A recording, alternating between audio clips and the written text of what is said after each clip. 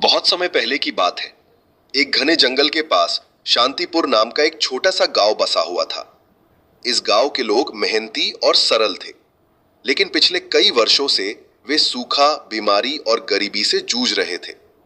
गांव के लोग मानते थे कि जंगल के अंदर एक जादुई गुफा है जो इच्छाएं पूरी करती है, मगर उस तक पहुंचना आसान नहीं।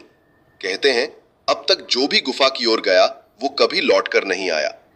गांव में एक 16 वर्षीय युवक रहता था, आरव। वो साहसी, ईमानदार और बहुत बुद्धिमान था। उसके माता पिता नहीं थे और वो अपनी छोटी बहन काव्या के साथ रहता था। एक दिन उसकी बहन गंभीर रूप से बीमार पड़ गई और गांव में इलाज के लिए कुछ भी नहीं था। आरव ने ठान लिया कि वो जादुई गुफा में जाकर अपनी बहन को ठीक करने का उपाय लेकर ही लौटेगा। सुबह सुबह वो एक छोटी थैली में कुछ रोटियां, पानी, मशाल और बहन की तस्वीर लेकर निकल पड़ा। गांव के बुजुर्गों ने कहा था कि गुफा 3 पहाड़ियों के बीच छिपी है और रास्ते में कई परीक्षाएं होंगी। आरव पूरे साहस के साथ जंगल की घनी झाड़ियों, कांटों और पहाड़ियों को पार करता गया। रास्ता बेहद कठिन था, मगर उसकी आंखों में अपनी बहन के लिए उम्मीद की चमक थी। 3 दिन की यात्रा के बाद एक चट्टान के पीछे उसे एक अंधेरी गुफा दिखाई दी।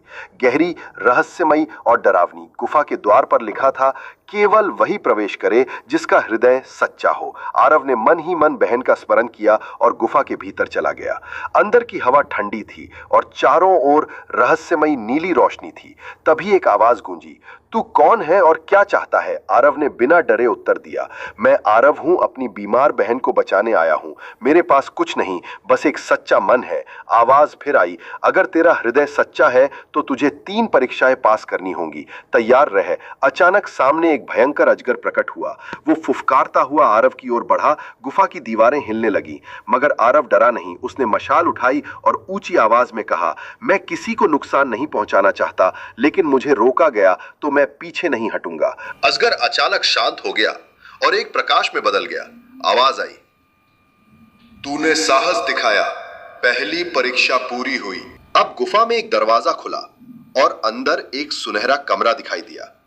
वहां हीरे, जवाहरात, सोने की मुद्राएं और रत्नों से भरी थालियां रखी थी। एक और आवाज आई, इन रत्नों में से जितना चाहे ले जा सकता है, मगर अगर तू इन्हें चुनेगा तो अपनी बहन को खो देगा। आरव कुछ क्षण चुप रहा, फिर मुस्कुराते हुए बोला, मेरे लिए मेरी बहन का जीवन इन रत्नों से लाख गुना कीमती है। सारा सोना हवा में उड़ गया और गुफा की दीवार पर चमकते शब्द उभरे, तूने लालच की परीक्षा पास की। गुफा के अंतिम भाग में एक वृद्ध और घायल व्यक्ति जमीन पर पड़ा करा रहा था। उसने आरव से मदद की गुहार लगाई। उसकी सांसें तेज चल रही थीं। आरव ने बिना एक क्षण गवाए अपनी थैली का पानी उन्हें पिलाया, रोटी खिलाई और पट्टी बांधी। वृद्ध व्यक्ति ने मुस्कुराते हुए कहा, बेटा, तू सच्चा सेवक है।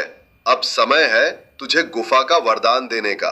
वो वृद्ध प्रकाश में बदल गया और अब गुफा पूरी तरह रोशनी से भर गई। एक स्वर्ण कलश प्रकट हुआ जिसमें जड़ी बूटियों से बना जीवन जल था। आवाज आई, ये जीवन जल तेरी बहन को स्वस्थ करेगा। इसका एक बूंद भी रोगों को मिटा देता है, लेकिन ध्यान रहे, इसका प्रयोग केवल भलाई के लिए करना। आरव वह कलश लेकर गांव लौटा।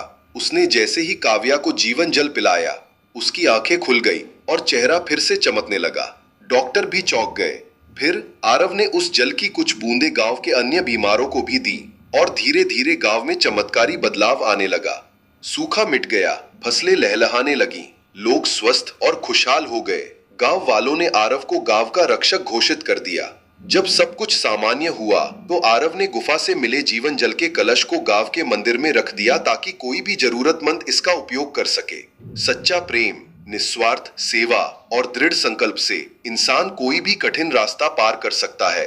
जादू बाहरी चीजों में नहीं, हमारे अंदर के भावों में होता है।